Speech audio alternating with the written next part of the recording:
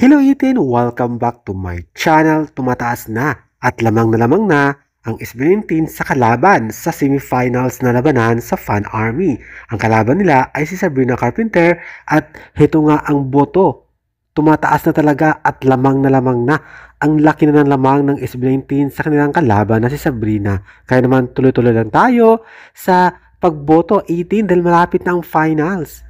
70.6% na ang SB19 habang ang kalaban kulelat na kulelat. Pero huwag pakampante, boto lang ng boto. I-click ang link below para makaboto ulit.